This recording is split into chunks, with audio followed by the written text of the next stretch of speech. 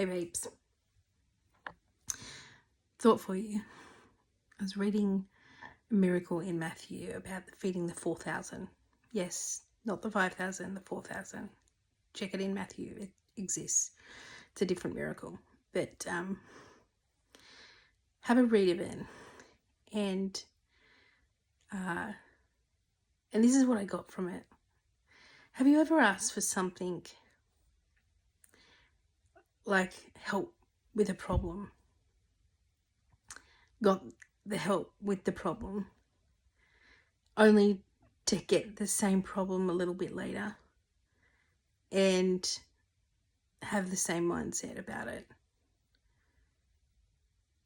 Anyway, here is with the feeding of the 4,000. Here is thousands of people who have been traveling with Jesus for 3 days, stuck without food or enough food, and only for the disciples to do the exact same thing they did a few chapters earlier and ask Jesus to go, what do we do, Jesus? We don't have enough. And we don't have enough food. Because a few chapters before is the feeding of the 5,000. And Jesus provided for them then. And yet the disciples are coming around and asking for the exact same thing a couple of chapters later. And you would think that the second time round after such a big problem, which I think feeding 5,000 was a pretty big problem. I've fed 150 people and that was a big problem to do for one person, but 5,000 is another level. But anyway, for the disciples to have the same response, like, Jesus, what do we do? And it got me thinking about, when we ask for miracles, it's essentially like we're asking God for help. And the provision that comes from miracles can be greater. And the problems can get smaller when you have a miracle, or completely disappear for that matter. But yet we can still, even after a miracle has been given, leave with the same perspective that we had before we even got the miracle. Which I think is a bit of a bummer because, once you see something like that, you're like, surely you would be changed. If you saw miraculous food come out of nowhere, you would think that you'd be changed by that. And yet, when we look at the disciples in the story of the feeding of the 4,000, based upon what I read in Matthew, it doesn't look like their perspectives changed. Jesus still had to ask them about their faith and their expectancy after seeing the fact that Jesus provided for the 5,000. And yet they got challenged again feeding the 4,000. And it got me thinking about how, we can ask for God's help, get the help that we need, and still be unchanged afterwards. And only to surface the problem years, months, weeks later, the same problem, and wonder why we're in the same position as we were before.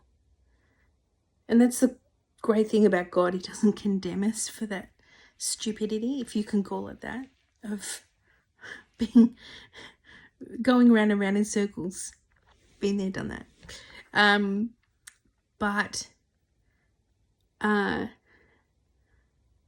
even in the positive, like say you're asking God for financial provision in something, you can get more than what you ask for from the Lord. And you can be blessed to the heavens and still have the same mindset of poverty, a poverty mindset, even after a blessing or a miracle in that area. And so it challenged me to, about my faith perspective. You know, interesting that when Jesus was deciding what to do for the people who were hungry, he did ask, "What do you have?" And that, I think that's a pinnacle question. Jesus always asks kind of like, what state are you in? Like, what do you have in your hands so I can multiply it, right? But he also challenged them about their faith. I mean, their faith wasn't necessarily from a worldly perspective going to provide food for people,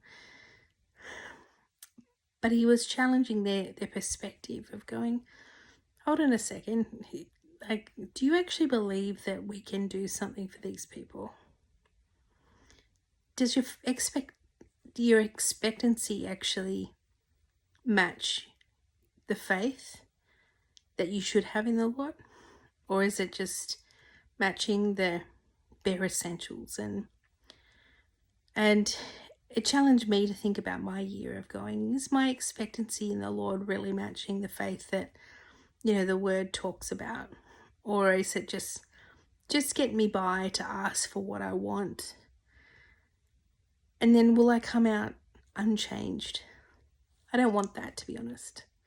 I want to come out changed for the better.